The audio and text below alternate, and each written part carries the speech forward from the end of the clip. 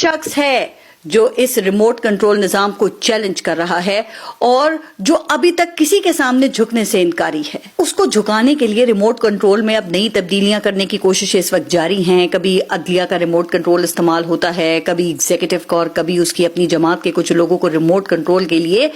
Adiala jail بھیجا جاتا ہے کہ بھائی اس کو مناؤ. لیکن وہ عجیب آدمی ہے کہ ابھی تک ماننے سے ہی انکاری ہے.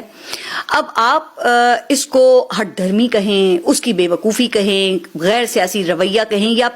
پھر پاپولسٹ اپروچ کہیں, لیکن بہرحال اس نے سیاسی منظرنامے کو اس وقت بالکل تبدیل کر کے رکھ دیا ہے. ویسے اس سے پہلے بھی سیاسی رہنماؤں نے اس ملک میں مشکلات تو برداشت کی ہیں, جیلیں کاٹی ہیں, پھانسیاں اور جلا وطنیاں بھی برداشت کی ہیں, لیکن بھٹو صاحب کے علاوہ باقی سب اس ریموٹ کنٹرول کے آگے زیادہ دیر ٹھہر نہیں سکے ہیں کہ پلیٹلیٹس گر گئے اور کسی کو فوری بیرون ملک سرجری کی ضرورت آن پڑی. کوئی بیرون ملک نہ جا سکا تو اس کو جیل سے ہی ہاسپٹل منتقل کیا گیا, اور پھر انہوں نے ہاسپٹل کے VIP روم میں 2 سال جیل کاٹی. لیکن اس مرتبہ نظام کا پالا عمران خان سے پڑ گیا ہے, جو بیمار نہیں ہو رہا, جس کو 1.5 سال میں ایک مرتبہ بھی علاج کی غرض سے جیل سے باہر نکلنے کی ضرورت ہی نہیں پڑی ہے. اور یہی وجہ ہے کہ وہ اس وقت ملک کا مقبول ترین لیڈر بن چکا ہے, اور ریموٹ کنٹرول کو